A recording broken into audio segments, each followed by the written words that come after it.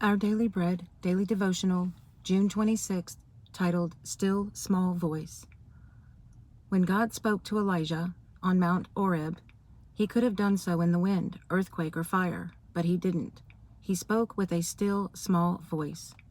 God asked, "What are you doing here, Elijah?" As he hid from Jezebel, who had threatened to kill him, Elijah's reply revealed what God already knew, the depth of his fear and discouragement.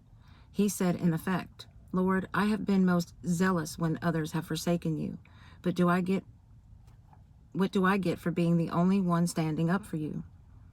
Was Elijah really the only one serving God? No.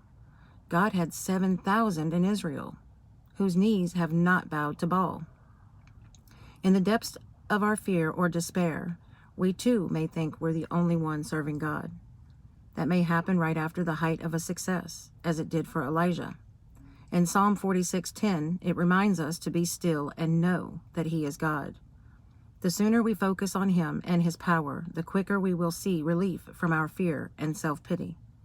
Both the clashing cymbals of our failures and the loud trumpeting of our success can drown out God's still small voice. It's time for us to quiet our hearts, to listen for Him as we meditate on His Word. 1 Kings 19:11 through 18. The Lord said, "Go out and stand on the mountain in the presence of the Lord, for the Lord is about to pass by." Then a great and powerful wind tore the mountains apart and shattered the rocks before the Lord. But the Lord was not in the wind.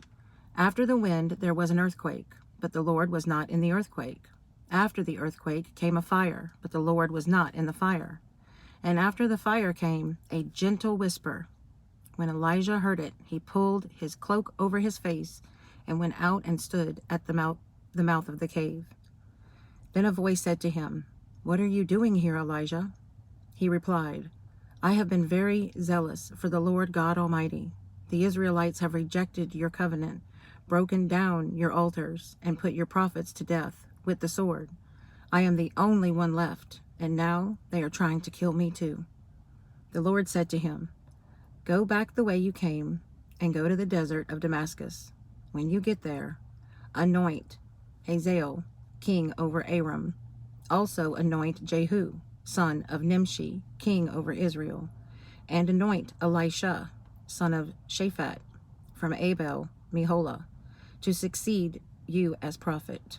Jehu will put to death any who escape the sword of Hazael, and Elisha will put to death anyone who escapes the sword of Jehu. Yet I reserve 7,000 in Israel, all whose knees have not bowed down to Baal, and all whose mouths have not kissed him." To tune into God's voice, we must tune out this world's noise. Have a blessed day.